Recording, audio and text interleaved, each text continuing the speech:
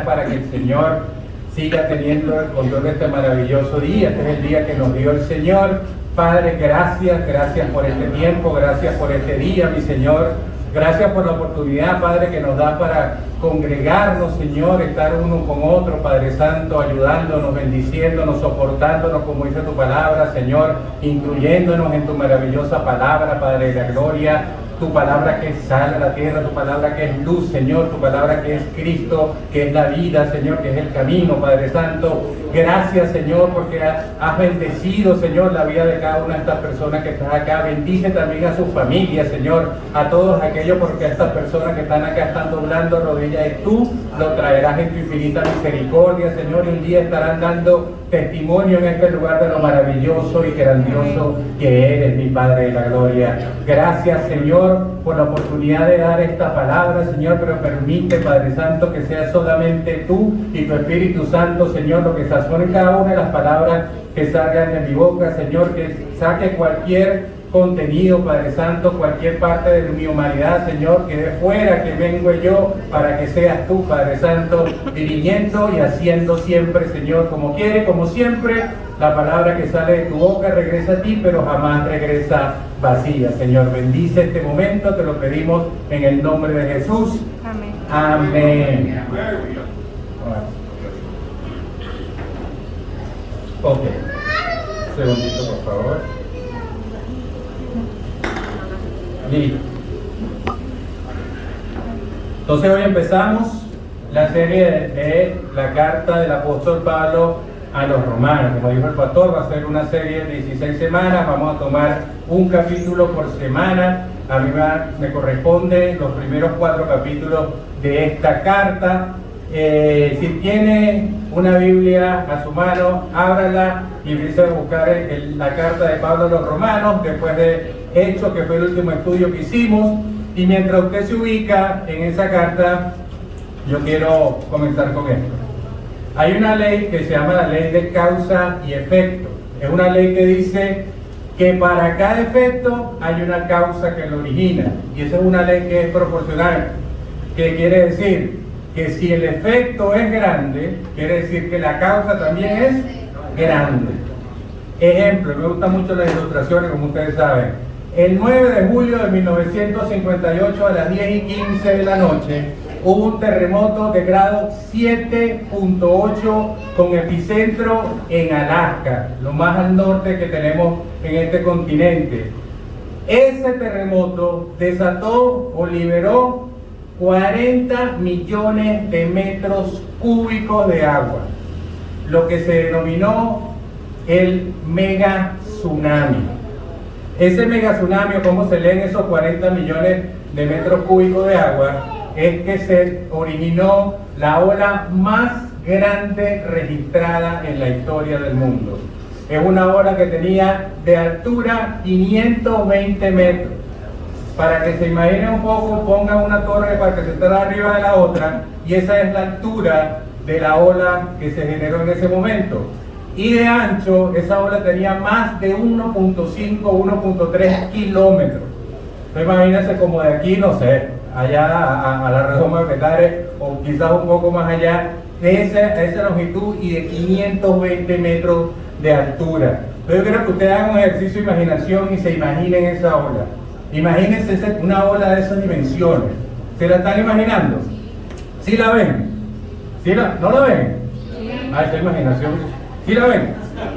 Ah, ok. Entonces, el equivalente en lo espiritual de esa ola, o de una ola que cause, imagínense el impacto, la magnitud, cuando esa ola choca, cuando esa ola cae, imagínense lo estruendo, lo poderoso de esa ola cuando cayó, tocó tierra, pero el impacto semejante en lo espiritual se llama la carta de Pablo a los romanos. Es una carta que ha gobernado el cristianismo por más de 2000 años. Es una carta que tiene ese efecto como esa ola que al que toca lo cambia, lo regenera, lo restaura. Esa es la carta a los romanos, y vamos a darle un poquitico rápidamente de trasfondo de esta carta. Esta carta fue escrita y enviada por el apóstol Pablo. Por razones de tiempo no vamos a dar una biografía de Pablo. Usted la escuchó de la boca de muchos que tuvimos acá en el libro de los Hechos. Si quiere anote por ahí, si quiere conocer más de la historia de Pablo, remítase al libro de los Hechos. Ahí está con mucho más detalle la vida de Pablo. Y Pablo escribe esta carta, presumiblemente desde Corinto. Hay muchas señales que indican que estaba en esa ciudad predicando. Cuando Pablo tenía su pensamiento o su madurez había alcanzado un grado alto, porque se estima que ya Pablo tenía alrededor de 25 años entre Pablo y el Evangelio en general, empezando a esparcirse y empezando a ser predicado. O sea, esta carta se estima más o menos que se escribió el año 55 después de Cristo. Esta carta la envía Pablo a una ciudad a la cual él aún no había ido. Esta carta la envía a una ciudad que es vital e importantísima para el esparcimiento del Evangelio, para el crecimiento del reino, porque Roma era la capital del imperio que estaba en vigencia en ese momento. La carta a los romanos se considera la obra maestra, se considera por mucho la obra maestra del apóstol Pablo. El propósito de esta carta es netamente doctrinal. Si la palabra doctrinal le asusta, no se asusten, eso simplemente significa de enseñanza. Es una carta de enseñanza y su propósito lo vamos a ver desde el versículo 1. Ahí Pablo expone una vez cuál es el propósito de esta carta. La carta de los romanos es como una Biblia, lo considero mucho como una Biblia en miniatura. Todo lo que usted necesita saber acerca de la salvación, acerca de la santificación, acerca de la regeneración, restauración, como bien dijo el pastor, está en la carta a los romanos. Cuando digo que es una carta doctrinal, se diferencia de las otras cartas que envió el apóstol Pablo, por ejemplo, la carta a los Gálatas y la carta a los Corintios, que eran cartas que el apóstol enviaba para corregir problemas que estaban pasando ahí. Esta carta no la usa el apóstol para corregir problemas, sino simplemente para tener fruto con la predicación del Evangelio. Él la envía a la iglesia de Roma, esta iglesia que no sabemos, o no dice la Biblia, cuándo ni quién la funda, no se sabe con exactitud. Algunos hablan que pudo haberla fundado Pedro, otros hablan que la pudo haber fundado el mismo apóstol Pablo, pero no hay evidencia de eso. No hay evidencia de eso. La hipótesis más probable, pero tampoco se puede afirmar categóricamente, es que, hablando del libro de los Hechos, en el capítulo 2, en Pentecostés, recuerdan, cuando nace la iglesia, dice que ese día de Pentecostés, porque era una de las fiestas, de las 3 fiestas principales, no las únicas, sino de las 3 fiestas principales del pueblo judío, todos los judíos que estaban en otras ciudades, principalmente los varones mayores de 18 o 19 años, tenían que ir a Jerusalén. Y si ustedes recuerdan, en ese capítulo 2, que tuve la oportunidad de compartirles, decía que vinieron gente de muchas ciudades, en esas muchas ciudades que enumera, que decía Porfiria, que decía de Cirene, al norte, nombraba Egipto, Mesopotamia, y también nombraba a Roma y las ciudades cercanas a Roma. Entonces se estima que algunos de los que llegaron de Roma a Pentecostés, que fueron bautizados por el Espíritu Santo y empezaron a cumplir la gran comisión de esparcir el Evangelio, estos regresaron a Roma y ahí fundaron la iglesia que Pablo le dirige esta carta. Y es una iglesia, por su composición, que se estima que principalmente que la fundaron unos judíos, y había muchos judíos, alrededor de más de 12 o 14 sinagogas en Roma para ese tiempo, pero es una iglesia que se considera de composición mixta, o sea, había tantos judíos como gentiles.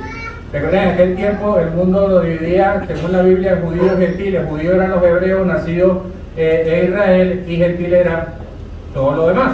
Todas las demás naciones eran llamadas gentiles, y esos gentiles componían parte de la iglesia, no sabemos la proporción, pero componían parte de la iglesia de Roma. Y recordemos también que en el mandato de Pablo, el mandato apostólico de Pablo, era de ser el apóstol ¿a quién?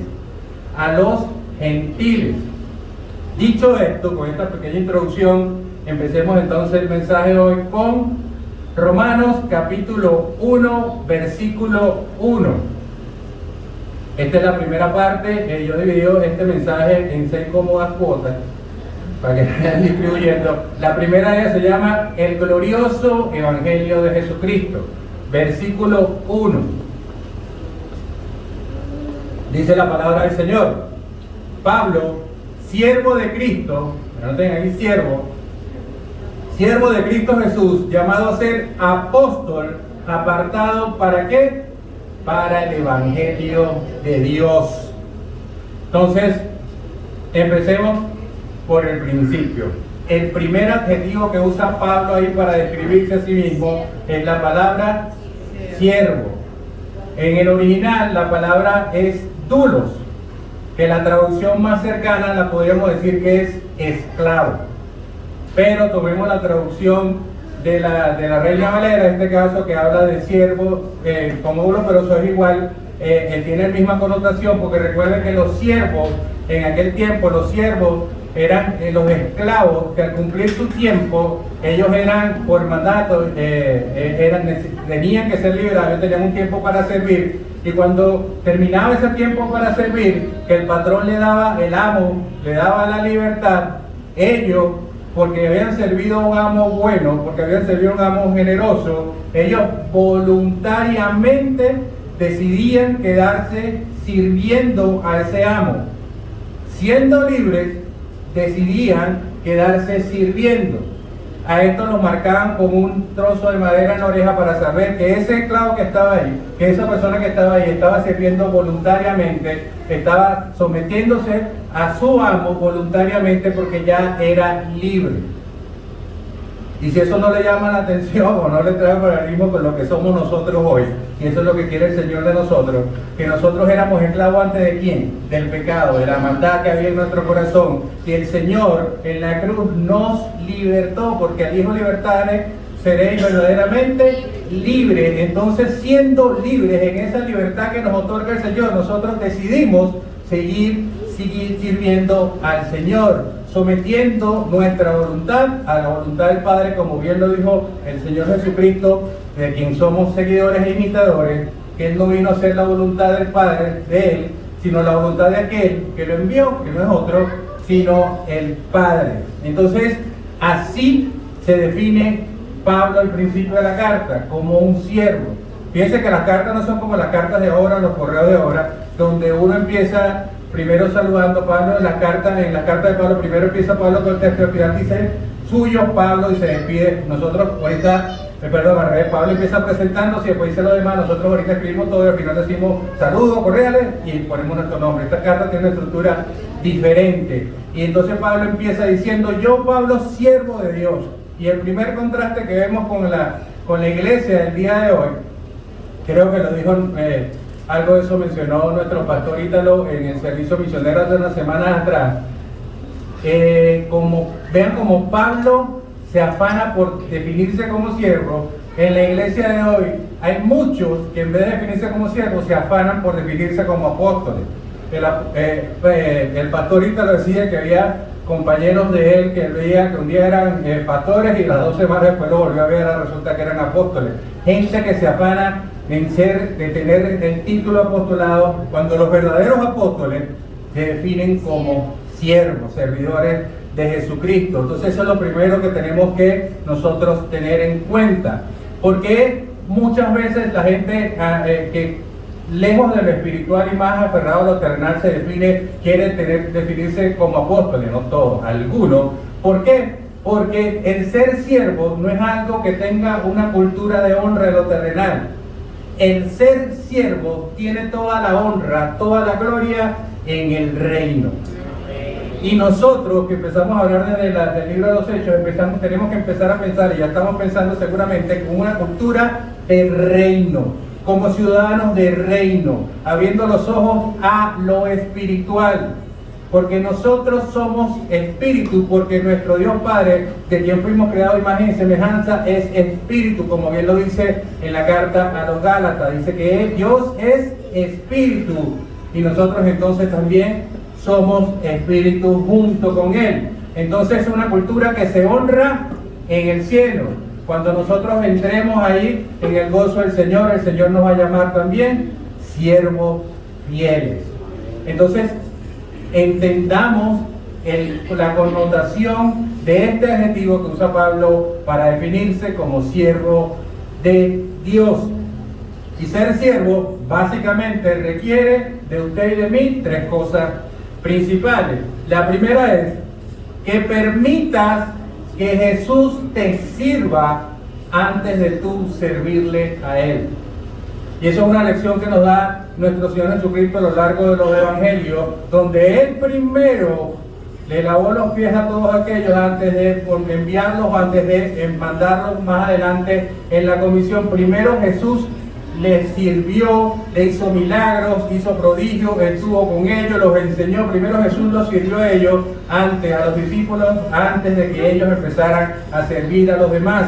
De la misma manera, usted tiene que permitir que el Señor le sirva. ¿Y dónde va a servir el Señor? En su corazón. ¿Y cómo lo va a servir? Dejando que el Espíritu Santo, que ahora mora dentro de usted, lo guíe y lo lleve a toda verdad.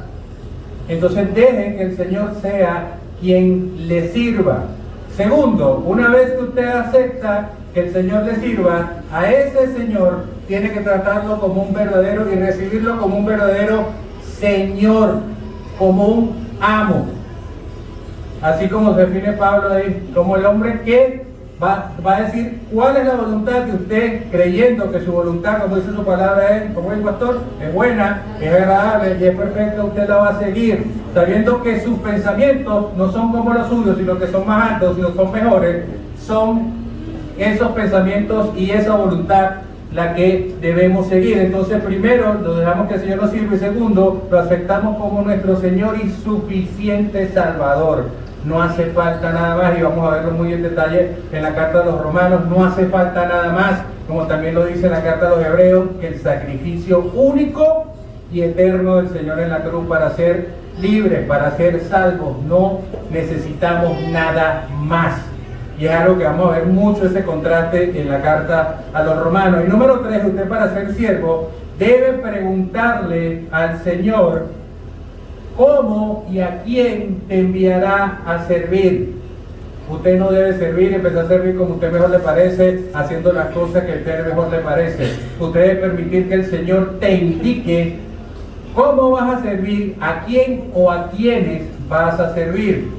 Tal cual como el Señor lo hace en la Gran Comisión, le dice, y en el libro de los Hechos, le dice que empiecen a predicar el Evangelio partiendo desde Jerusalén, yendo a las ciudades aledañas, a Samaria, a Judea, y después dice hasta los confines del mundo. Pero van a ver ustedes también esta misma historia, que ese es el mismo orden que envía el Señor, y a las personas que el Señor envía son las que debemos servir. El mismo Pablo, cuando el Señor lo unge como apóstol de los gentiles, él trató primeramente de empezar a servir y empezar a predicar a los judíos, y el Señor le dijo: no, Señor, por ahí no es. Les fue malísimo, porque por ahí no era, porque es la voluntad del Señor la que debemos seguir. Y si usted tiene duda de cuál es la voluntad del Señor, usted tiene en sus manos la respuesta, que no la tenían estos hombres antes, pero usted la tiene el día de hoy, que es la palabra de Dios, que es la Biblia, que hoy tiene en sus manos. Entonces el Señor te va a enviar a servir, y usted le va a decir cómo y a quién, pero lo que nunca le va a preguntar al Señor es ¿por qué? El Señor tiene con propósito, se pregunta ¿para qué? Dicho esto, quiero que sepa que cuando estudies a Pablo, eso pues pasó a mí y me pasa todavía, entre otras cosas le van a suceder dos de estas.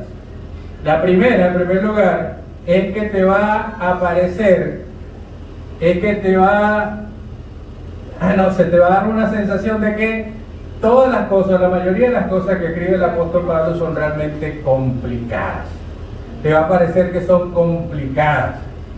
De hecho, no lo digo yo, lo dijo el mismo apóstol Pedro. En una de sus cartas dijo: los escritos del apóstol Pablo son realmente difíciles de comprender. Eso es algo que te va a pasar. Yo lo que he tratado es de buscar traducciones diferentes a la Reina Valera, donde el lenguaje ya es complicado. Hay traducciones más accesibles para entender un poquito el propósito de lo que nos quiere decir Pablo. Pero el lenguaje que usa Pablo, la terminología que usa Pablo, a veces nos va a parecer un poco confusa, más que complicada.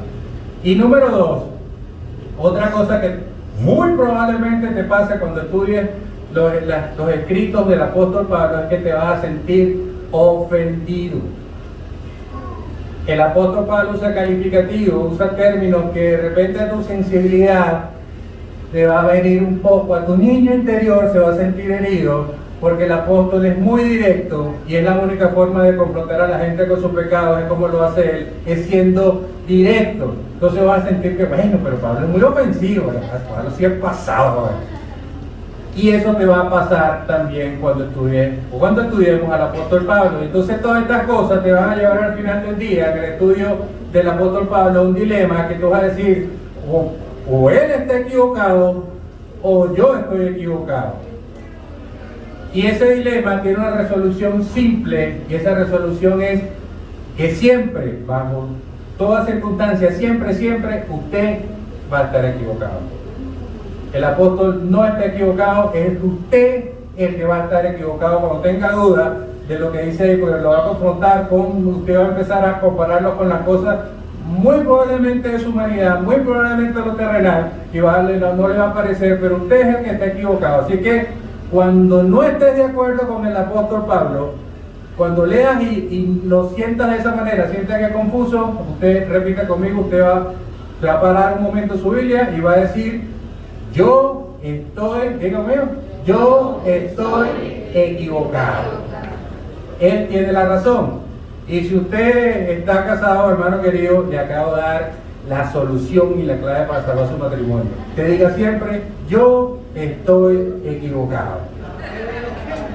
Buenísimo por el primer verso, pero voy a poner el primero. Vamos a seguir con el resto. La segunda parte, que es, dice, la subtitulé, es todo acerca de Jesús. Vamos a ver los versículos 2 hasta el versículo 7.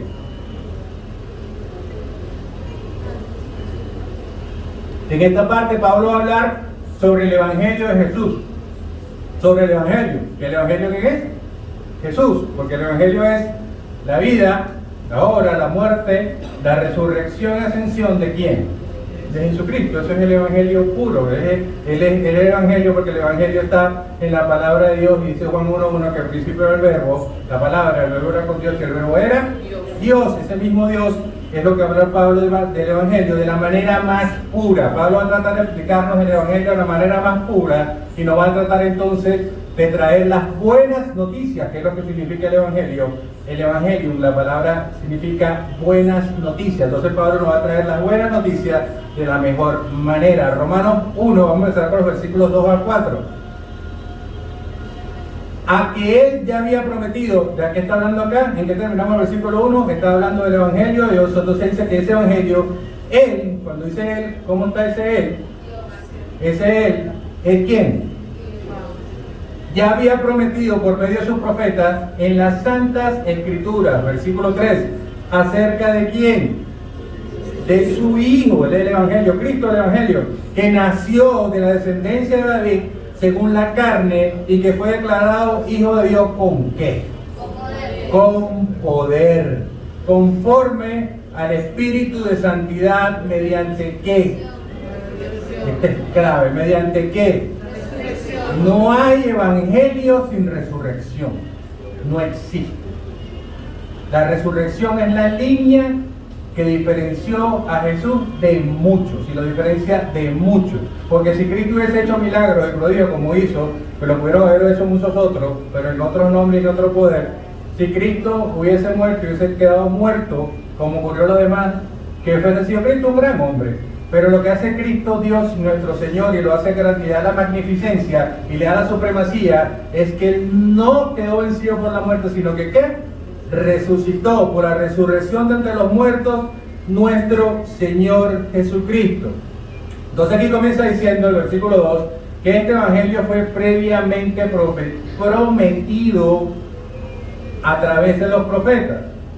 Ese mismo Evangelio que fue prometido a través de los profetas, en Apocalipsis 14, cuando predican este Evangelio los ángeles, lo llaman también el Evangelio eterno. O sea que además del prometido, es un Evangelio que es eterno. Un Evangelio entonces que fue concebido en la mente de Dios antes de la fundación del mundo, preparado por nosotros antes de la fundación del mundo, porque desde allá el Señor nos conoce a cada uno de nosotros, y es un evangelio que empieza ahí y termina en la eternidad futura, o sea, no termina jamás. Nosotros vivimos en esa eternidad porque recordemos que nosotros, desde el momento que aceptamos al Señor Jesucristo, somos eternos. Dice Eclesiastés 3 que el Señor puso esa sensación, ese sentido de eternidad en nuestro corazón. Y nosotros entonces somos eternos porque nuestro Dios Padre es también eterno. Dice entonces que el Evangelio, que dijimos ya que es testimonio de Jesús, por la resurrección, por lo cual Él venció a la muerte, resucitó. Y cuando usted lee 1 Corintios 15, cuando habla de resurrección, la palabra que se usa para decir que Él ha resucitado es un verbo que está en perfecto, presente perfecto, que quiere decir que Él resucitó en aquel momento, que Él sigue resucitado hoy y que sigue vivo para siempre. Es la resurrección, no como la resurrección de Lázaro, muchos otros que resucitaron, pero después volvieron ¿a qué? Él no. Entonces Él ha resucitado porque el Señor está vivo. El Señor está vivo ahora mismo. ¿Dónde está el Señor ahora mismo? Está vivo en sus corazones y está sentado a la diestra del Padre, en el lugar donde le concedieron, un lugar que es de toda honra, de toda gloria, un título, un nombre que es sobre todo nombre. Él está ahí intercediendo por usted y por mí. Él está atendiendo y respondiendo sus oraciones. Él está cambiando vida. Él está perdonando el pecado, pero sobre todas las cosas, Él está reinando. Porque ese reino que usted y yo venimos a hablar acá y predicamos y vivimos y tenemos pensamiento de Él, el rey de ese reino está ahí a la diestra de nuestro Señor. Gracias. Versículo 5. Por medio de quien hemos recibido la gracia y el apostolado. Y ahí dice Pablo que recibió el apostolado, no lo sacó de una lotería, sino recibió directamente de Jesucristo. ¿Para qué? Para promover la obediencia a la fe entre quién. De todas las naciones. Entre las naciones, en la traducción que tengo dice entre todos los gentiles. ¿Por amor a quién? Todo lo que nosotros hacemos lo debemos hacer por amor a quien, al nombre de Dios, porque fuimos creados para la alabanza y la gloria de su nombre. No tenemos otro propósito sino ese. Entonces Pablo lo dice muy bien acá, por amor a su nombre. Pablo entonces recibió este llamado, nos dice ahí, su llamado apostolado era para promover la fe, entre los gentiles. Entonces la motivación que tenía Pablo para atender este llamado, para llevar a cabo la predicación del Evangelio, la motivación que tenía Pablo no era los beneficios que le podía dar el Señor por hacer eso, la recompensa que le podía dar el Señor que por hacer eso, porque Pablo se enfocaba en el Señor de las cosas y no en las cosas del Señor, como muchos se enfocan acá en los beneficios y se olvidan del benefactor. Eso no es lo que Pablo lo motivaba. Pablo era movido por el amor al nombre de Cristo. Esa es la motivación principal que nos da el apóstol Pablo para predicar el Evangelio general y le está diciendo para dirigir esta carta. Y la motivación secundaria que tiene Pablo acá es el amor a aquellos que desde el principio estaban perdidos, desde el principio estaban condenados. ¿Y quiénes son estos? Versículo 6. Entre las cuales, las personas entre las cuales estaban también, ¿quién?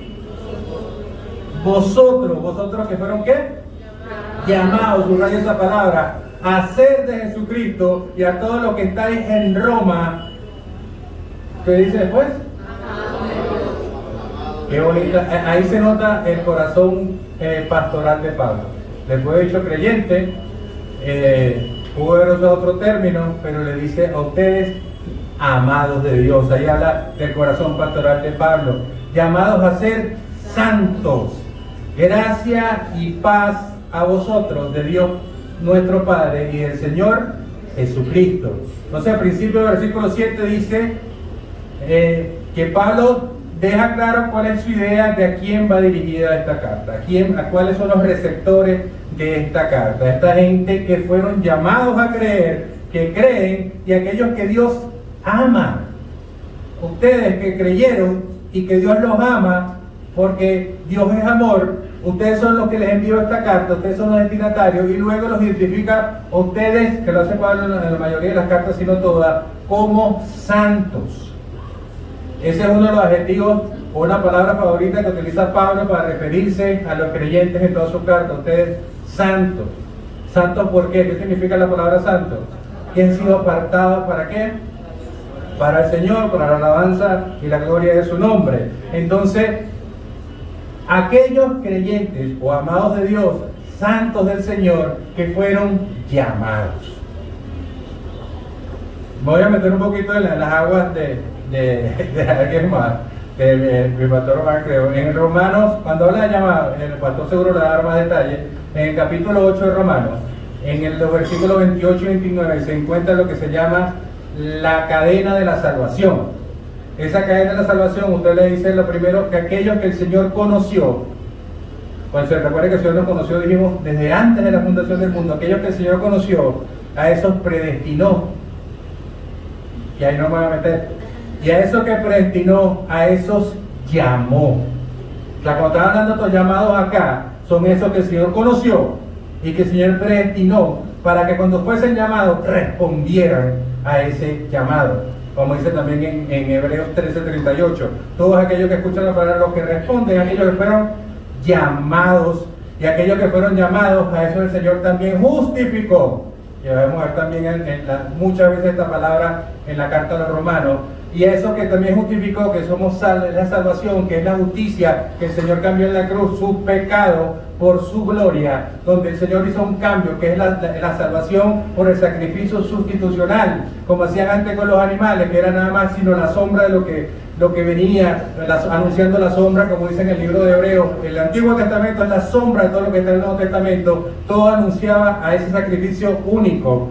Ese sacrificio que nos justificó, porque nosotros no podemos justificar nosotros mismos, no podemos hacernos justos a nosotros mismos. El Señor, por su sangre maravillosa, por el sacrificio en la cruz, nos justificó. Y el paso último que nos queda a usted y a mí, cuando el Señor regrese en poder y gloria, cuando venga el Señor y se lleve, arrebate a su iglesia, entonces en ese momento, dice en 1 Corintios 15, 51 y 52, en un instante de tiempo seremos transformados. Y esa transformación quiere decir que seremos transformados a un cuerpo de gloria, tal cual como el cuerpo resucitado de Cristo. Entonces, en la última parte de la cadena, dice entonces que aquello que justificó, a esos también glorificará. Y eso es el último eslabón que nos falta en esa cadena.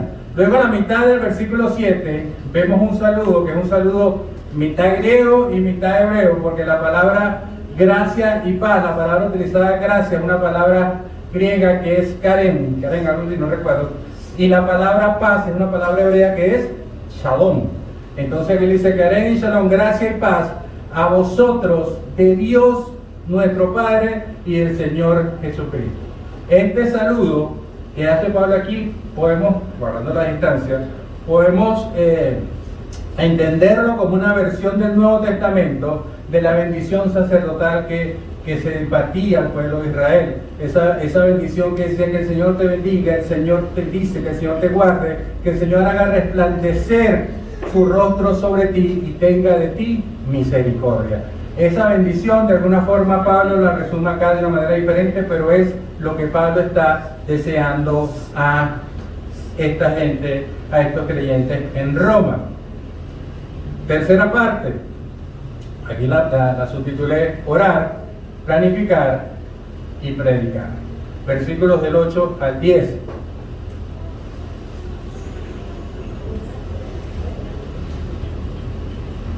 Recuerden, mi querido hermano, que esto es el abreboca, como bien dijo el pastor hace unas semanas, de lo mucho que podemos aprender de la carta a los romanos. Esto es simplemente un incentivo para que usted tome los apuntes y llegando a su casa se ponga, investigue mucho más, vaya mucho más profundo de todo esto, porque no hay límites yendo a las profundidades del Señor, no lo hay.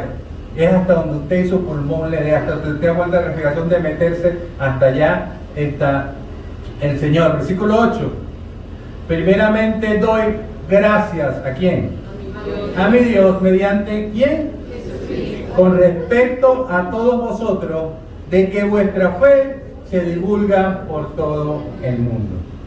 Entonces, hay unos detalles en este versículo que quiero resaltar. El primero es de ellos, es que Pablo no le da gracia directamente a esta gente que está predicando el Evangelio en Roma, a los que presumiblemente fundaron la iglesia en Roma. Pablo no le da las gracias a ellos, sino le da las gracias a quién. Pablo le da las gracias a Dios, porque según gracias le doy a mi Dios que tuvo en su misericordia y en su voluntad en llevarlos a ustedes a predicar el Evangelio en Roma. Entonces Pablo le agradece a su Dios que hizo la maravilla de llevar a estos hombres valientes, porque había que ser valiente en aquellos tiempos para poder predicar la palabra, y sobre todo en Roma, el corazón del imperio, donde los cristianos más adelante ven que empezó una persecución tremenda. Entonces, gracias le doy a mi Dios por ellos, y gracias le doy porque ellos están llevando la predicación del Evangelio. Evangelio que tiene su origen en Dios. Y aún nuestra fe, que dice aquí que de vuestra fe se divulga, esa fe también tiene su origen en Dios. Porque la fe es un don de quién. Si tienen duda, pastor. Ay, ese discipulado se va a llorar. La fe es un don de quién. Y toda dádiva y todo don perfecto, ¿de dónde proviene? Del Padre de las luces, en cual no hay sombra de variación. Entonces, la fe misma tiene su origen en Dios. Es por eso que Pablo le da gracias a Dios, porque todo lo que está ocurriendo ahí, por la misericordia de Dios y por la fe que puso Dios como don en esos hombres, era por gracia de Dios. ¿A través de quién? De nuestro Señor Jesucristo, porque todo lo que hizo el Señor en ese tiempo lo hizo a través del Señor Jesucristo, y todo lo que el Señor hace hoy en la iglesia lo hace a través de usted y de mí. Entonces, esto aquí, hermano, nos empieza a introducir en un tema que va a ser bien importante a lo largo de la carta a los romanos, que es uno de los misterios, por llamarlo de alguna forma, de la fe cristiana, que es el hecho de la relación, o es como una tensión ahí, que es la relación que hay entre la soberanía de Dios, hablando de la salvación, la relación que hay entre la soberanía de Dios y la responsabilidad del hombre. Le damos toda la gloria a la salvación, que es por gracia, por medio de la fe, pero nosotros tenemos una parte que hacer. Nosotros tenemos que arrepentirnos. No hay conversión sin arrepentimiento. Tenemos que arrepentirnos, y después que nos arrepintamos, nosotros recibir al Señor. Eso es la parte, confesarlo con nuestra boca, dice la palabra, para aceptar a nuestro Señor Jesucristo. Entonces, hay una tensión que muchos interpretaron mal, y todavía se ve mal interpretado en muchas iglesias, con muchas doctrinas que no son para nada sanas, donde parte de esa salvación, o mucha parte de esa salvación, se la atribuyen a las obras que usted puede hacer. Entonces está esa tensión que dice la salvación es porque por gracia de Dios, por la misericordia de Dios, sí, por medio de la fe, sí, pero usted también tiene que hacer un pedazo. Y ese balance va a verlo Pablo aquí durante toda la escritura, porque es lo que resume lo que es el hecho mismo de nuestra salvación. Entonces, esto lo veremos más claramente a medida que vayamos avanzando en la carta. Vamos a seguir entonces. ¿Qué punto vamos? Punto número 4. Oración y acción de gracias. Vamos a ver los versículos 9 hasta el 15 en esta parte. Primeramente vamos a ver 9 y 10.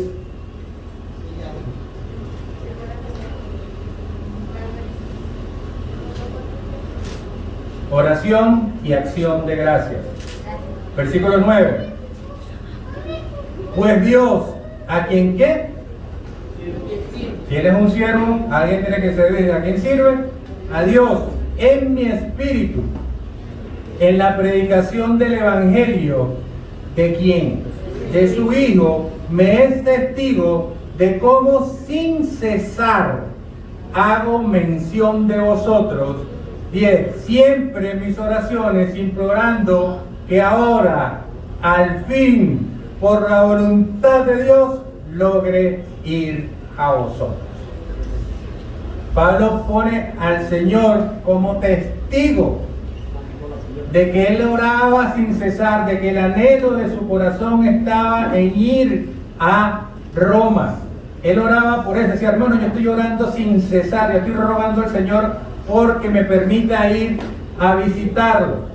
Entonces, eso es lo que le pedía Pablo al Señor en oración. Señor, permíteme, pero por la voluntad de tu corazón, no por las ganas que yo tenga, sino por la voluntad de tu corazón, por la misericordia que hay en ti, Padre, permíteme ir a Roma. Y Pablo muestra mucho de esta ansiedad y mucho de este anhelo de ir a Roma en los siguientes versículos. Versículo 11 empieza diciendo, porque anhelo veros, para impartirlos el don espiritual, a fin de que seáis, ¿qué? Confirmados. O sea, hay gente que está en el Evangelio y Pablo dice, yo necesito que ustedes se confirmen en el Evangelio. Luego el versículo 30 dice, no quiero que ignoréis, hermanos, que con frecuencia he hecho planes, ¿para qué? Para visitarlos. O sea, Pablo demuestra aquí en todos estos versículos las ganas, el anhelo que él tenía de ir para allá. Y hasta ahora me ha sido, ¿qué? Me he visto impedido a fin de obtener algún fruto también entre vosotros, así como entre los demás, ¿quién? Gentiles. 14. Dice, tengo la obligación tanto para con los griegos como para con los bárbaros, para con los sabios como para los ignorantes. Una manera muy amplia de decir Pablo, con todo. Con los griegos, con los que no son griegos, con los bárbaros, con los judíos, con los sabios, con los ignorantes. Tengo esta obligación de ir hasta allá a impartir el Evangelio. Y luego el versículo 15 dice, así que por mi parte ansioso estoy de anunciar el Evangelio también a vosotros que estáis en Roma. Aquí en todo el versículo veo que Pablo no escondía, sino manifestaba muy abiertamente que quería ir a Roma. Pablo le rogaba a Dios porque esto sucediera, pero al mismo tiempo Pablo no se quedaba ahí. Esto es lo que nos enseña esta parte. Pablo dice que él oraba al Señor, pero también está planificando lo que iba a hacer cuando estuviese allá. No es que cuando el Señor lo mandara, dice, bueno, ahora que estoy aquí, ¿qué hago? No. Pablo oraba y también, ¿qué? Planificaba. Pablo confiaba en el Señor, pero sabía que cuando el Señor le concediera el momento, él tenía ya que saber qué iba a hacer allá. Y eso es lo que tenemos que entender nosotros. Oramos al Señor y luego nos sentamos a esperar a ver qué pasa. Tenemos no solamente que ser oidores, sino hacedores. Tenemos que ser hacedores de la voluntad de Dios, que es su palabra. Tenemos que hacer. Y mientras usted, algo que no me lo contaron, algo que puedo dar testimonio, mientras usted se meta con las cosas de Dios, Dios se va a encargar de sus cosas. Oren. Eso está muy bien. La oración es la que sostiene todo esto.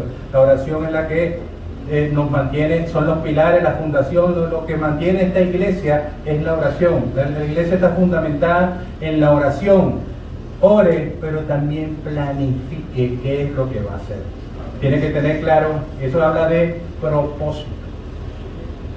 Y si usted no conoce el día de hoy su propósito, hoy tiene uno. Averigüe cuál es su propósito. Volviendo al versículo 13, entonces Pablo dice que se había visto impedido de llegar a Roma. Él no había completado su obra evangelizadora en Grecia y sus alrededores. Entonces, como él no había terminado la obra que estaba haciendo, no había podido ir a Roma aún. El Padre lo tenía haciendo otras cosas.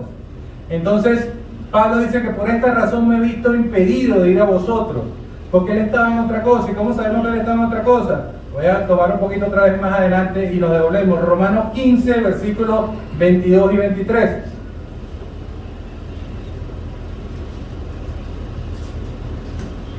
Dice la palabra, por esta razón, muchas veces me he visto ¿qué? Pero ahora, no quedando ya más lugares para mí en estas regiones, y puesto que por muchos años he tenido gran deseo de ir a vosotros, dice, ya ahora no me queda más nada que hacer aquí, donde estaba Pablo, presumiblemente cuando escribió esta carta dijo que estaba en Corintio, porque cuando él habla de quién envió la carta, la envía desde un puerto que es aledaño a Corinto, él estaba en la ciudad de Corinto, presumiblemente, entonces estaba en Grecia, los alrededores de Grecia, y dice, ahora que terminé mi trabajo aquí, ya no hay impedimento para ir a vosotros. Entonces, si queremos tener esa pasión por Cristo y por su iglesia, por edificar, por predicar, por hacerla que el reino se siga expandiendo, entonces debemos orar, debemos planificar y sobre todo debemos actuar. Yo tenía un jefe que me repetía muchas veces pensamiento y acción. No se quede todo en la planificación, no se quede todo con que hubiese sido que, no se quede diciendo un ejemplo. Mucha gente a veces se limita porque dice que quiere comprar una casa y la ve la casa de sus sueños, pues dice, no, esa casa debe ser muy cara. Y ahí se queda. Ni siquiera se molesta en ir a preguntar cuánto cuesta, porque a lo mejor se lleva una sorpresa. Pero entonces planificamos, queremos una cosa, pero entonces no accionamos hacia tener esa cosa. Y accionar aquí quiere decir, hermano, trabajar y trabajar en la obra del Señor. Entonces viene la pregunta del millón. ¿Respondió Dios la oración de Pablo? La respuesta es sí. Pablo rogaba por ir a Roma y el Señor respondió a su ruego, pero el Señor respondió en la forma y en el tiempo que su soberanía lo dictó. Aunque Pablo quería ir a Roma en ese momento, no era cuando Pablo quería, porque hágase la voluntad de quién. Es cuando el Señor en su soberanía decidió hacerlo. Pablo quería, y fíjense cómo el Señor tan bueno, que Pablo quería ir a Roma, él quería ir una vez a Roma, y el Señor fue tan bueno que Pablo fue 2 veces. Y lo mejor es que fue gratis. Preso, lo llevaron preso 2 veces, no una, lo llevaron 2 veces a Roma. Ay, preso, gran cosa, tenía su beneficio porque fue escoltado, iba escoltado, llevaba escolta con todo ese poco de escolta que el imperio le puso porque Pablo se identificó como ciudadano romano, tenía que irlo cuidando hasta allá. No fue una, fue 2 veces a Roma y con guardaespaldas. El Señor da más abundantemente de lo que usted le pide. Pablo, yo creo que ni en su mejor oración había pensado que el Señor le iba a responder de esa manera. Ahora, imaginémonos de nuevo qué hubiese sucedido si el Señor hubiese respondido, hubiese concedido a Pablo el deseo de ir a Roma en ese mismo instante que lo pidió. ¿Qué hubiese sucedido? Una cosa terrible, pero que no sucede todo, porque el Señor tiene todo atado, el Señor tiene todo planificado. Pero una de las cosas que hubiese sucedido en ese caso es que hoy no estuviésemos aquí hablando de la carta a los romanos, porque esa carta no existiría. Porque Pablo hubiese ido en el momento que quería ir y no tenía entonces que escribirle esta carta. Entonces el Señor en su infinita sabiduría no es el momento. Y entonces Pablo no se quedó sin hacer nada, no se quedó orando para ir, sino que planificó, hizo, y una de las cosas que hizo, la acción que hizo es escribir esta carta, como que bueno, aquí va esto, mientras yo llego allá, vamos a ir empezando, vamos a ir accionando. Entonces, si el Señor hubiese respondido en los tiempos que nosotros a veces le pedimos las cosas y nos queremos salir a otra voluntad, que el Señor a veces en su misericordia lo hace, pero para que aprendamos y nos diga, bueno, vaya por ahí, estréllese y después venga que lo vea así cuando es. Pero si hubiese sucedido en ese momento cuando Pablo lo pidió, no tuviésemos esta bendición que tenemos hoy en nuestras manos. Punto número 5. La justicia de Dios. Versículos 16 y 17.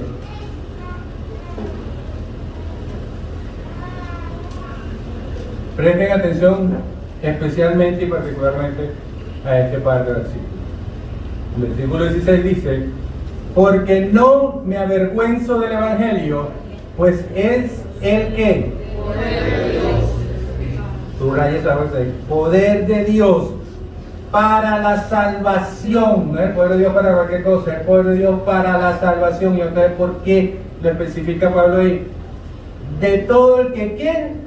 Que cree. El judío primeramente, para la salvación primeramente se prometió a los judíos, y también del griego, o sea, de los demás, de los gentiles, del resto. Porque el evangelio de la justicia de Dios se revela por medio de ¿qué? ¿Y para qué? Como está escrito, y subraya esto al final, más el justo por la fe. Gloria a Dios. Versículos 16 y 17, mis queridos hermanos.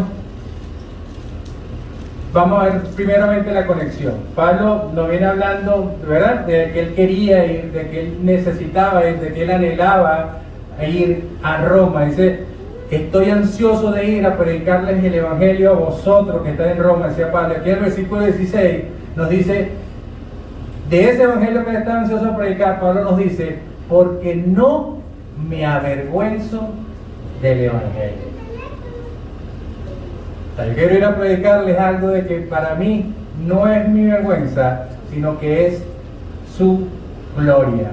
Pablo no se glorificaba en lo que él hacía, Pablo no se glorificaba en lo que él predicaba. Pablo dijo una vez que si algo había que gloriarse, había que gloriarse ¿quién?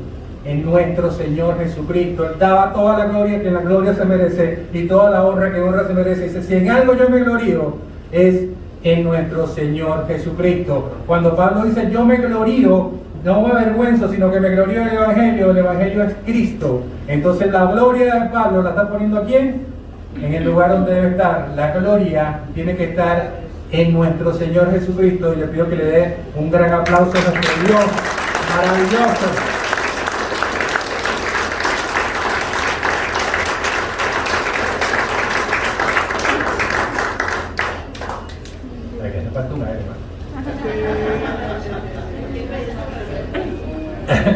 Entonces, este par de versículos que acabamos de leer, no solo encontramos lo que es el corazón, la esencia, la pepa del aguacate de esta carta.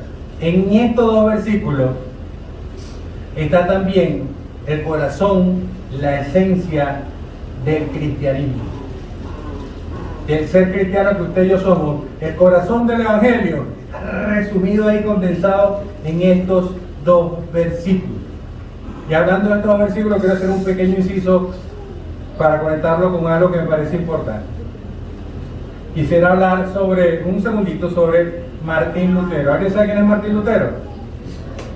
Que no lo sepa, tiene otra tarea. Martín Lutero fue un sacerdote y monje teólogo alemán, quien fue la figura central de un movimiento cultural religioso que fue conocido como la Reforma Protestante.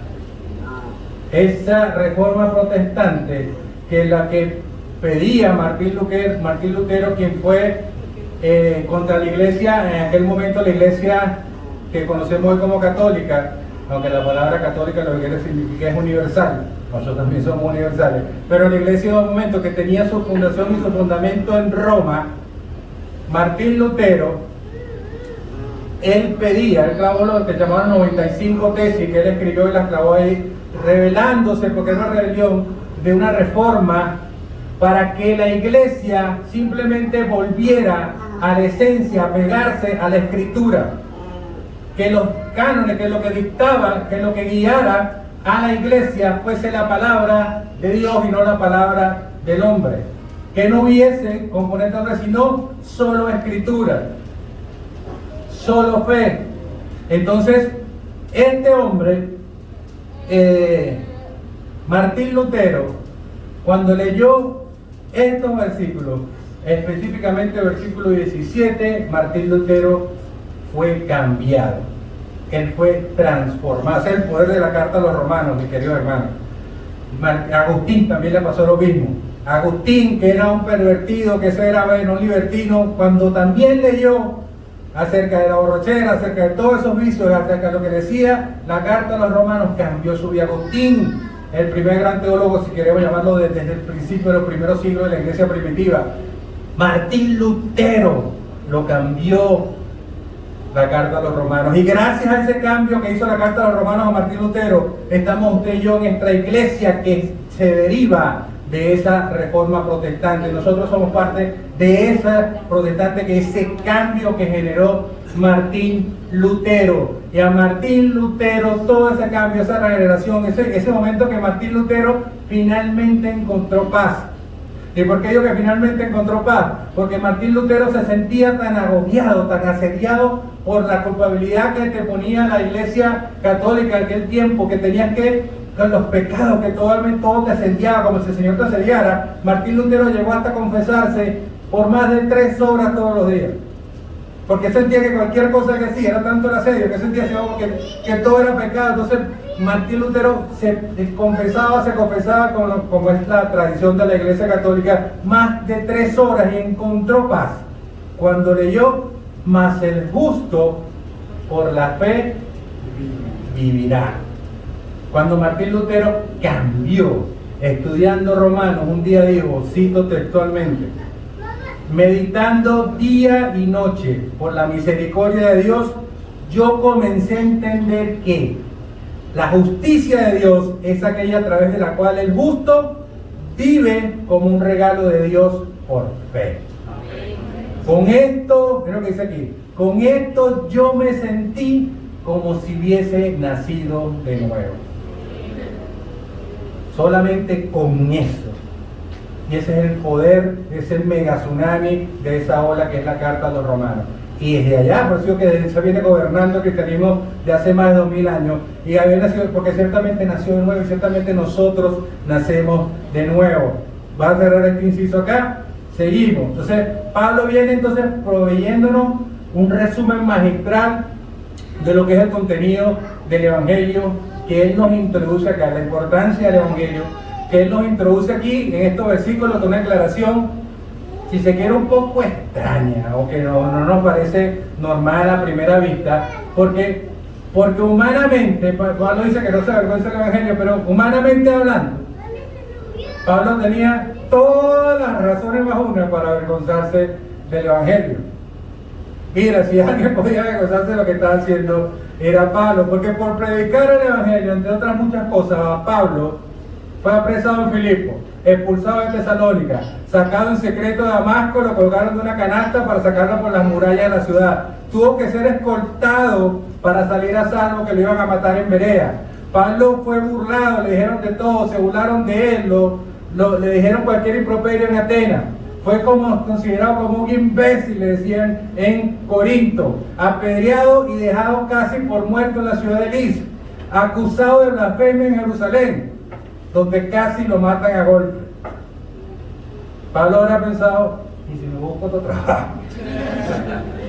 Y ninguna de estas cosas, por encima de todas estas cosas, y por mucho menos, nosotros renunciamos al Evangelio, o renunciamos a ir a la iglesia, o renunciamos a predicar. Y por encima de estas cosas, por eso yo no me avergüenzo de lo que estoy haciendo, no me avergüenzo de predicar el Evangelio.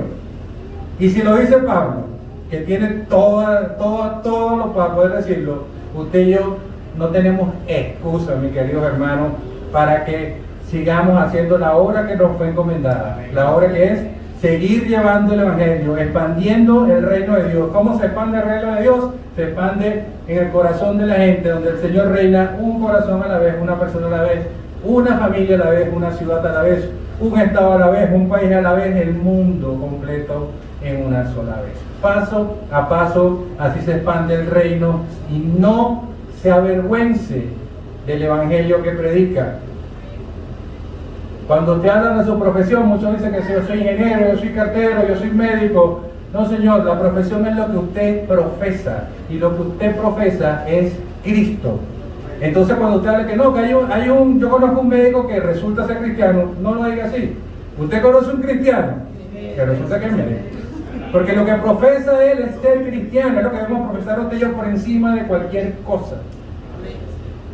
Entonces, Pablo, que era un excelente maestro, no solamente hace esta declaración, que no, aunque confusas, nos las hace para cambiarnos, sino que nos dice, como excelente maestro, permítame explicarles por qué es que yo no me avergüenzo. Aunque ustedes crean que yo voy a avergonzarme, yo les voy a dar algunas razones. La primera es la razón más poderosa, como dice en el versículo 16. No me avergüenzo del Evangelio porque es que poder de Dios Dice Salmos, me corrigen, disculpen si me equivoco, creo que es 63:11, que de Dios es el poder. Dios es el poder. Cuando dice poder, es Dios.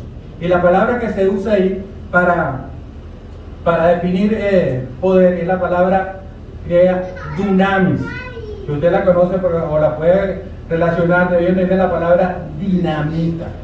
De ese poder está hablando. Y es el mismo poder que el Espíritu Santo en la carta de los dice que cuando reciben al Espíritu Santo recibiréis ¿qué? Poder. Ese mismo poder, el mismo poder que levantó al Señor Jesucristo entre los muertos, ese mismo poder es el que nos delegan a usted y a mí.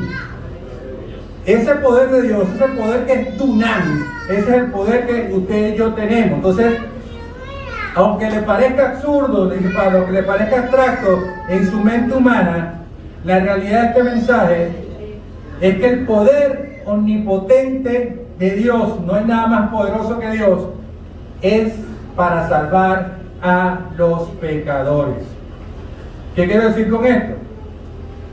Que este poder explosivo, dinamita, este poder grande como ese mega tsunami de Dios, este poder no lo usa el Señor para destruir.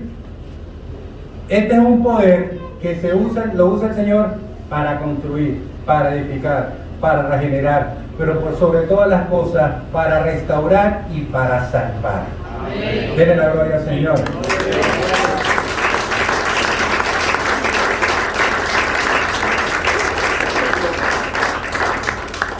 Y quizás usted se esté preguntando, si el Evangelio es poder de Dios para salvación, como está diciendo el hermano Iconogrego, lo dice el Pablo.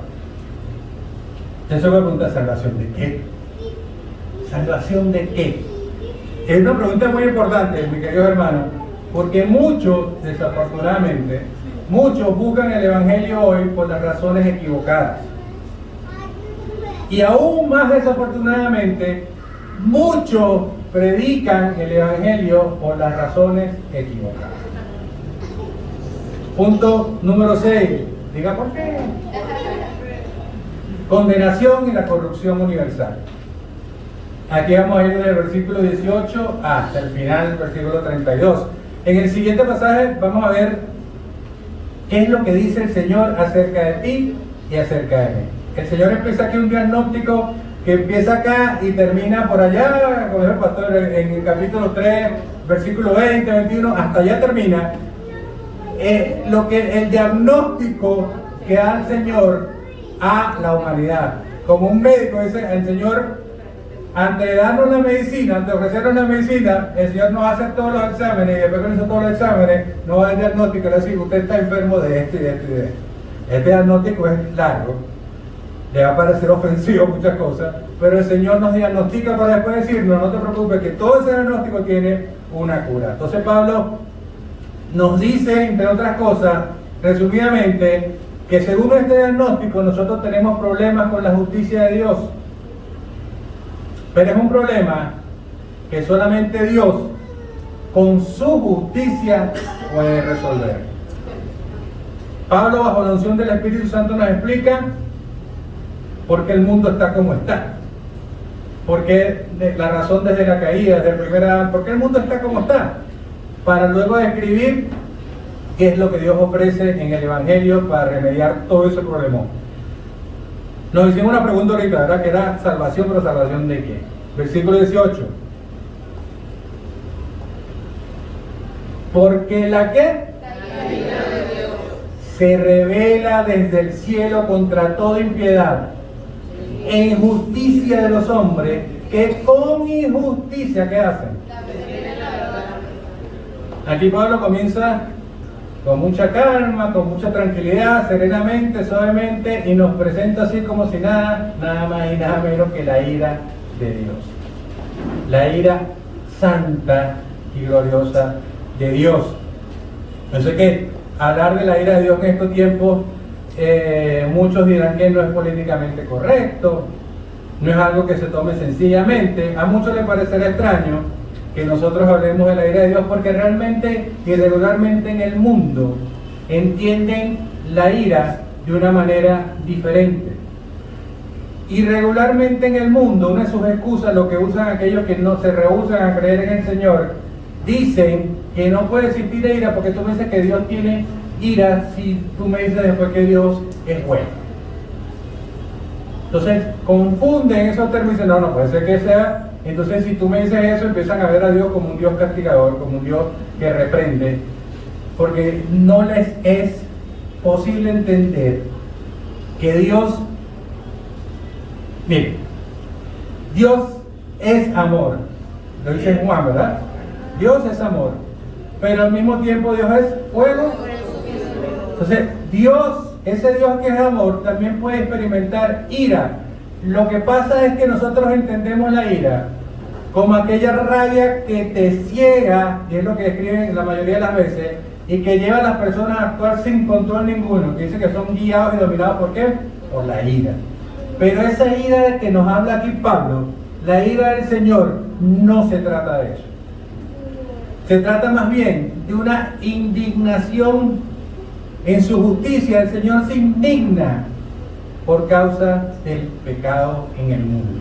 Es una indignación santa que tiene el Señor por el pecado. Esa es la ira, es la indignación en el que, porque el Señor no habita en la presencia del pecado, el Señor no está. El pecado el Señor lo aborrece. Y cuando hablamos del temor de Dios, usted tiene que aprender, como yo tengo que aprender, que el temor a Dios también es amar lo que Dios ama, pero también es aborrecer lo que Dios aborrece. Dios aborrece el pecado y por eso se indigna.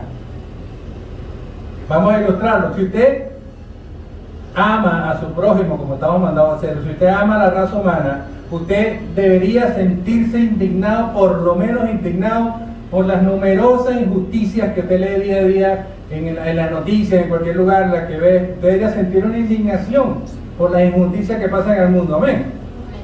Porque la ira, esa indignación, ¿no?, y el amor no son incompatibles, sino que todo lo contrario. Usted no puede sentir amor sin indignarse. Usted no puede sentir amor sin sentir esa indignación por lo que está pasando, y eso que te dé alguna rabia, eso que te da una sensación de que molestia. Esa es la ira que está hablando, esa indignación por lo que pasa. Entonces, imagínese usted esa indignación que usted siente por la cosa que le parezca más injusta en la vida. Usted se indigna por esas cosas pasen, porque los niños comen de la basura, por lo que usted quiera, o por lo que Dios ponga en su corazón. Esa indignación que usted siente o se está imaginando en este momento, multiplíquela por un número pequeño, multiplíquela por el infinito.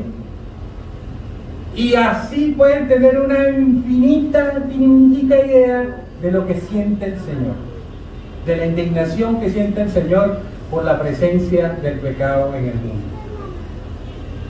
El Señor aborrece el pecado de tal manera. Entonces el Señor se indigna porque exista el pecado en el mundo, y es lo que quiere entonces salvarnos de quién. El Señor quiere esa indignación, el Señor quiere rescatarnos, y no se queda con eso, porque eso es parte de la misericordia de Dios. Eso es parte de lo que Dios hace. Entonces, toda la raza humana necesita entonces esta salvación. Amén. Vamos a ver cuál fue el diagnóstico, porque Pablo llega a esta conclusión a través del Señor, por supuesto. Recuerda que toda la escritura es inspirada por Dios, pero por el Espíritu Santo. Dice que todos, absolutamente todos, del principio, somos objetos de esa ira. Versículo 19. Porque lo que se conoce acerca de Dios es evidente dentro de ellos, pues Dios se lo hizo evidente, porque desde la creación del mundo sus atributos invisibles, su eterno poder y divinidad, se han visto con toda claridad, siendo entendidos por medio de ¿qué? De manera que no tienen excusa. Dios hace visible lo invisible. Dios creó el mundo que usted y yo conocemos de la nada. De donde no había nada, Dios con la palabra creó todo. Dios hace invisible lo visible. Dios puso de alguna forma eso en nuestros corazones a través de la fe, porque la fe es lo que usted no ve, usted lo cree como si lo estuviese viendo ahí. Hace lo invisible visible. Entonces, Pablo acá está actuando como un fiscal general contra la humanidad. O sea, es el fiscal que acusa, el juicio el que acusa, y nos dice cuál es el cargo que tiene Dios contra la raza humana. Y es que Él se ha revelado a todos los hombres a través de la creación. Dice que toda la creación habla de quién. ¿Toda la creación de quién habla? Entonces, nadie tiene excusa, como dice Pablo ahí, porque yo me he revelado a ustedes a través de la creación. ¿Usted cree que eso de verdad nació del Big Bang, que un poquito de polvo y un poquito de gases hicieron todo lo creado? No. Dios se revela a través de su creación. O sea, nadie tiene excusa de decir que no ha escuchado, que no ha visto, ni conoce, ni entiende a Dios, porque Dios puso, nosotros fuimos creados para adorarlo a Él. Así que nos equivocamos en camino a quien adoramos, pero Dios puso eso en nuestro corazón y el Señor dice que yo hice a través de la creación que no tengan ustedes excusa de que no me conocen, de que no han escuchado hablar de mí. Entonces, ¿qué usa esta gente? Esta excusa para no postrarse y reconocer delante de Él como el único Dios. El versículo 19 dice que de alguna forma no hay que ser tan brillante intelectualmente, ser un erudito para llegar a la conclusión de que Dios existe. Todo habla del Señor, todo a su alrededor. Usted es creación del Señor. Todo habla del Señor, el Señor existe, y si el Señor existe y es su Dios, Él es el único digno de su adoración. Es el único digno de su alabanza. Es el único digno de que usted se humille. Es el único digno que usted se postre. No hay nadie más digno que el Señor. Es el único digno. Así que, por ejemplo, como usted ve, los que conocen, ven una pintura y empiezan a hablar que esa pintura, que el autor, que debe ser que es un tipo triste. Como una pintura puede ser que revele algo del pintor. Como un edificio puede ser que revele algo del carácter de un arquitecto, de un ingeniero. La creación de Dios, la creación del Señor habla de Dios, habla algo de su carácter, habla de su amor, habla de su magnificencia, de su omnipotencia, de lo poderoso que es, habla del Señor. La creación misma habla de Dios. Entonces, no hay excusa, como dice en el versículo 20. Versículo 21, aquí Pablo nos empieza a dar una descripción, aquí empieza el lío, y dice, es como que cuando lo sexual se convierte en religión. 21, pues aunque conocían a Dios, no lo honraron como Dios, ni le dieron gracias, sino que se hicieron vanos en sus razonamientos y su necio corazón fue entenebrecido. Entonces, no tienen excusa, porque aunque conocían a Dios, como Dios le dijo, aunque me conocían, no me honraron ni me dieron gracias. No hay excusa para eso. Así como le decía Pablo, Pedro, allá en Hechos, decía Pedro, no hay excusa para que ustedes hayan entregado al Señor. Aquí está diciendo, no hay excusa, porque ustedes me conocen y no me dieron la adoración. Sino que actuaron en su razonamiento, que es lo que hacemos la mayoría, en nuestra humanidad. Y ese mismo razonamiento fue la causa del presidio, de la cárcel, donde usted vive esclavo el día de hoy, le decía en ese momento Pablo. Entonces, esa es la acusación del Señor. Ustedes me conocían y no me dieron la honra, no me dieron la gracia y no me dieron la gloria que yo merezco. El hombre pecaminoso, deshonesto intelectualmente también, no le dio la honra al Señor. Versículo 22 hasta el final, Pablo nos dice las razones por las cuales Dios entregó a la raza humana. Versículo 22-23, profesando ser sabios, se volvieron ¿cómo? Y cambiaron ¿qué? Como dice mi pueblo, cambiaron a su mamá por una bicicleta. La gloria de Dios incorruptible por una imagen en forma de hombre ¿qué? De aves, cuadrúpedos, de reptiles. Y recuerden cuando la Biblia habla de corrupción, no es la corrupción que nosotros leemos, no, en Venezuela no es la corrupción. Cuando yo hablo de corrupción, se refiere a que todo lo creado, hay una ley de termodinámica que se llama la ley de la entropía, que quiere decir que todo lo creado se envejece, se deshace, se desintegra, todo lo creado en algún momento se degenera y cambia. Cuando usted y yo morimos, los huesos ¿qué pasa? Todo eso, toda la carne, dice que la tierra vuelve al polvo, el polvo se convertirá, vuelve allá, todo se genera. Cuando habla de corrupción, habla de algo que es corruptible, como el cuerpo suyo, como el cuerpo mío, como el cuerpo humano. Cuando habla de la vida, carne y sangre, por algo incorruptible. ¿Quién es incorruptible? Dios. Porque Jesucristo murió, ciertamente como murió David, dice también en la carta, en el libro de los Hechos, dice que murió David, pero David, usted va para la tumba de David y adivine que está ahí, los huesos de David. Pero usted va a la tumba donde enterraron a nuestro Señor Jesucristo, ¿qué hay ahí? Entonces es incorruptible, la muerte, el cuerpo glorificado que usted vamos a tener no responde a la corrupción. Alguien decía alguna vez que por definición el ser humano es religioso. Si no tiene algo que adorar, lo va a inventar. Fíjense ustedes que allá los judíos cuando estaban caminando con Moisés, le tumbaban un becerro y levantaban otra cosa por allá. Siempre busca algo a que adorar en su religiosidad. El hombre no puede desechar a Dios sin caer en idolatría. Entonces esta gente estaba desechando a Dios y estaban siendo idólatras de numerosas imágenes, porque siempre está en esa búsqueda el corazón religioso del hombre de un ídolo aquí en Canadá. Y si no hay un ídolo, se lo fabrican, como hacían en aquel tiempo. Y un ídolo es todo aquello en lo que tú te amparas para buscar seguridad, felicidad, provisión, todo propósito de la vida que no sea Dios. Todo lo que no sea Dios y usted busque todas esas cosas es un ídolo. Y si usted está pensando en dinero, ese es el problema suyo. Todo tiene un ídolo que puede en cualquier momento tomar el lugar que únicamente debería tener Dios en su corazón, que es el primer lugar. Todos tienen esa propensión a crear ídolos, a ser idólatras. Desafortunadamente nuestro país sufre mucho de eso. Versículo 24, por consiguiente, Dios los que los entregó a la impureza de la lujuria de sus corazones, de modo que su propio cuerpo. Dios los entregó. Subraya esto, no lo interprete de la manera equivocada.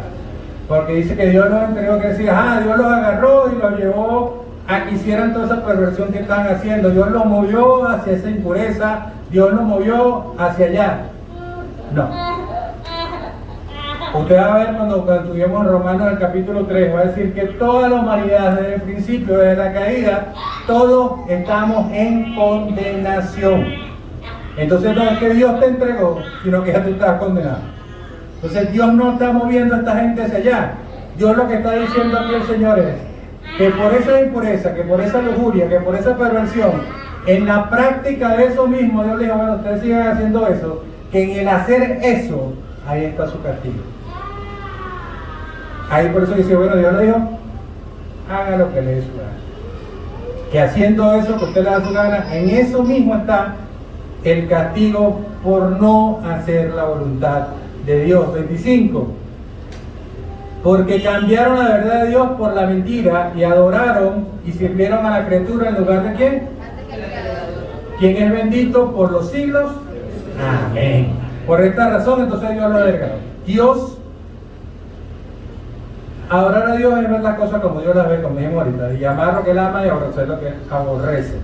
Entonces estos hombres decidieron no adorar a Dios, decidieron a seguir una mentira y abrazando esa mentira perdieron el norte. La platica se perdió. Y el resultado es que entonces esta gente que decidió hacer eso, que perdieron el norte, que se desviaron, el Señor los entregó a su desviación.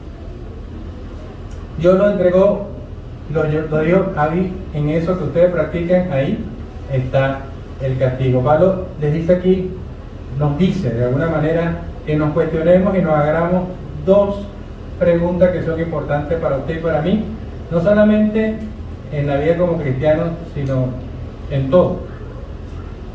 Dos preguntas que tienes que responderte a través de tu vida. La primera pregunta es, ¿quién es Dios? ¿Quién es Dios? Y la segunda pregunta es, ¿quién soy yo? Y cuando habla de quién soy yo, nos está hablando de identidad. Y cuando hablamos de identidad es hablar de saber lo que somos. ¿Y usted y yo somos qué? Hijos de Dios. Pero identidad también nos habla de que sepamos lo que no somos. Esas dos preguntas nos deja Pablo en este pasaje, porque nos está diciendo que la gente de ahí se entregó a conformarse a las pasiones del mundo en aquel tiempo, a las pasiones de esa sociedad de aquel tiempo, y estaban contraviniendo lo que dice Pablo más adelante en Romanos 12:2, que no os conforméis, no se adapten, no se amolden a este mundo. Entonces, versículo 26. Por esto Dios los entregó a pasiones vergonzosas, porque sus mujeres cambiaron la función natural por la que es contra la naturaleza, y de la misma manera los hombres, abandonado el uso natural de la mujer, se encendieron en su lujuria unos con otros, cometiendo hechos vergonzosos. ¿Cómo? Hombre con hombre, es vergonzoso. Hombre con hombre, y recibiendo en sí mismo el castigo correspondiente a su estrago. Hombre con hombre, mujer con mujer, y impía con mujer. 28. Y como ellos no tuvieron a bien reconocer a Dios, Dios los entregó a una mente depravada para que hicieran las cosas que no convienen. Lo que Pablo nos está diciendo acá, está hablando aquí de las pasiones hombre con hombre, las mujeres con mujeres, que perdieron la función natural, es que la homosexualidad en sí misma es una muestra de hasta dónde puede llegar la raza humana en su distorsión de las cosas. La homosexualidad es una distorsión. No se ha descubierto y no se va a descubrir el gen homosexual. Ni la enfermedad, ni el que nací, no.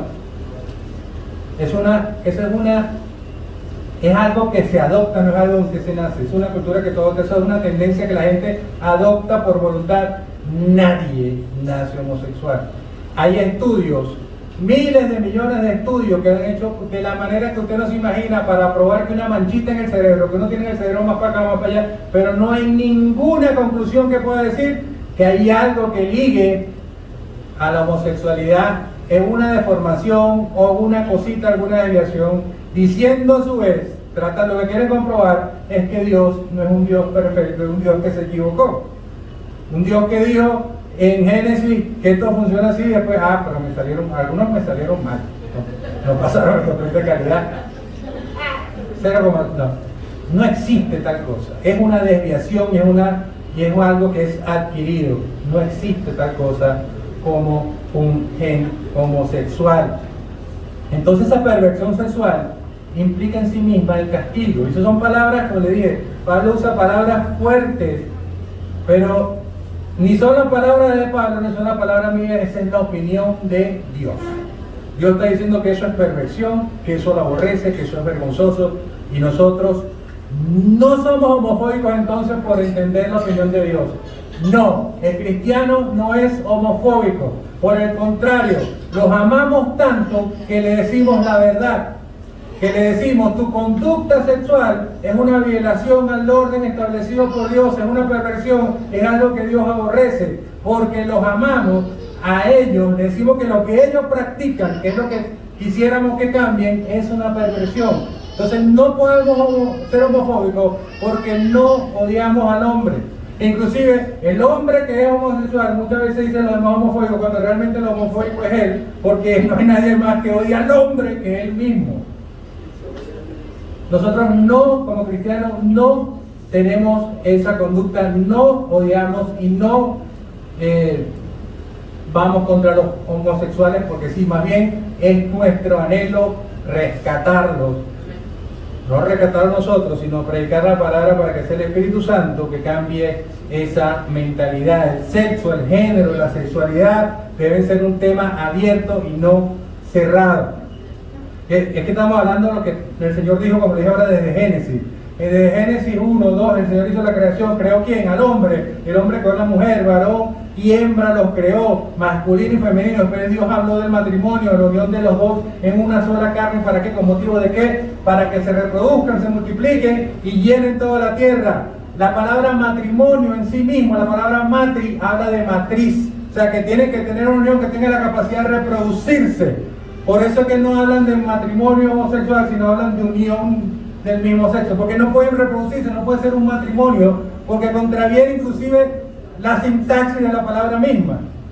Dios creó el hombre, Dios creó la mujer, Génesis 1, Génesis 2, en Génesis 3, Dios nos muestra cómo se supone que debía ser, cuál es el diseño, cuál fue el diseño original del Señor, el diseño de ellos, el diseño de la familia, que es lo primero que ataca el enemigo ataca la familia. El Señor nos da la línea base para saber qué es lo normal, no a mi criterio, qué es lo normal y lo correcto a los ojos de Dios. Yo no estoy de acuerdo con mucha gente que dice que la Biblia traza cosas muy moralistas, y entonces esa moralidad de usted va contraviniendo y no nos permite que nosotros en nuestra nueva sexualidad evolucionemos. Ustedes son retrógradas. No estoy de acuerdo con eso, porque nosotros no podemos vivir aislados. Como bien decía mi hermano, nosotros somos parte de este mundo. Nosotros vivimos en una isla como cristianos. Y necesariamente nosotros nos preocupa, primero porque son las personas que estamos llamados a amar y estamos llamados a predicarle, y segundamente nos preocupa porque son mundos, porque vivimos en este mundo hasta que el Señor nos llame, y mientras vivamos en este mundo vamos a cruzarnos con las líneas de la sociedad. No debemos adaptarnos a ellas, pero no vamos a cruzar, porque imagínense usted tiene un hijo varón, pero ese hijo varón en medio de esta nueva ola siente en su corazón que es una niña. Y como es una niña, entonces él dice que se va a bañar en el baño de las niñas, y en el baño de las niñas está su hija. Entonces eso se va a cruzar, esa otra se va a cruzar. Entonces usted como cristiano, yo como cristiano, tenemos la responsabilidad moral y ética. Porque no estamos aislados acá, no es que vivimos aquí en estas 4 paredes, no salimos aquí donde no pasa nada. Nosotros vivimos allá en el mundo donde estas cosas, estos disturbios y estas pasatiempos infernales, por llamarlo de alguna forma, ocurren. Entonces debemos actuar en ese sentido, como lo dice Pablo acá. Es un tema muy polémico, pero si el Señor lo trata acá, yo creo que usted lo lleve en su corazón y lo medite. 29. Estando llenos de toda injusticia, maldad, avaricia, malicia, colmados de envidia. Son pocas cosas bonitas que dice acá. Envidia, homicidios, pleitos, engaños y malignidad, todo lo malo. Son chismosos, detractores, te lo dije, aborrecedores de Dios, insolentes, soberbios, atanciosos, inventores de lo malo, desobedientes a los padres, sin entendimiento, indignos de confianza, sin amor, despiadados. ¿Faltó algo? ¿Ah? Entonces, ese es el diagnóstico que está dando el Señor de la humanidad. Todo eso. Dígame si todo eso no es porque sean dignos de condenación. Pero el Señor primero te dice de qué estás enfermo para después decirte cómo te va a curar. Porque si no sabemos de qué estamos enfermos, no racionalizamos y no estamos confrontados con el pecado que hay en nuestras vidas, entonces no va a haber regeneración, no va a haber arrepentimiento de que se arrepentir. Si usted cree que todo está bien. Entonces el Señor nos confronta con esto, tú eres todo esto. Pero hay una solución, y es a través del arrepentimiento de aceptar a Cristo Jesús. Entonces, habiendo conocido a Dios, la gente pretende que no lo conoce, porque la creación habla del Señor. Entonces Dios manifiesta esa ira que hablaba al principio. Esa ira de Dios es perfecta y santa, como la venganza. Que no te mía es la venganza, dice el Señor, porque Él es justo. No hay justo sino uno, que es el Señor. Entonces, en esa indignación, el Señor en su ira desata su ira contra esa impiedad, contra esa injusticia, dejándolo que ellos cosechen los frutos de ese extravío. Entonces así los entregó Dios, es lo que quiere decir Pablo. Así los entregó el Señor, no que el Señor los llevó para allá, ni que los impulsó, ni que los... no, el Señor los dejó a que sean ellos sufran las consecuencias de su pecado. Entonces llegamos al versículo 32. Se hizo largo, ¿verdad? Ahora, caluroso, sí. Acá, en el versículo 32 está la conclusión de Pablo de este capítulo de la conclusión general, que dice 32, los cuales, aunque conocen que los que practican tales cosas son ¿qué? La paga del pecado es no solo las hacen, y tú que fuera eso nada más, sino que también sino que también aprueban a los que lo practican. Entonces no es que es malo, todo eso es malo. Porque lo malo es malo, así lo hagan todo el mundo. No llamen a lo bueno malo ni a lo malo bueno. Entonces Pablo se fue aquí un poco más allá. Pablo está diciendo que no solamente que estos estos hombres saben que Dios está ahí, no solamente por la creación nos muestra esto, sino que Pablo está diciendo que todos estos hombres traemos de fábrica una conciencia moral. Ante usted recibir el Espíritu Santo, y con el Espíritu Santo usted tiene conciencia moral, que es la conciencia que le dice esto es bueno y esto es malo. Esa conciencia la tenemos todos, en todo el planeta, todos los hombres de la tierra tienen esa conciencia. Entonces saben que lo malo debe ser castigado, pero lo bueno debe ser recompensado. Entonces, eso es parte del conocimiento innato. Y usted no necesita abrir la Biblia antes de llegar a los pies de Cristo. Usted en su conciencia moral tiene primero el conocimiento de que Dios existe. Y segundo, el conocimiento de lo bueno y de lo malo. Póngase de pie, mi querido hermano.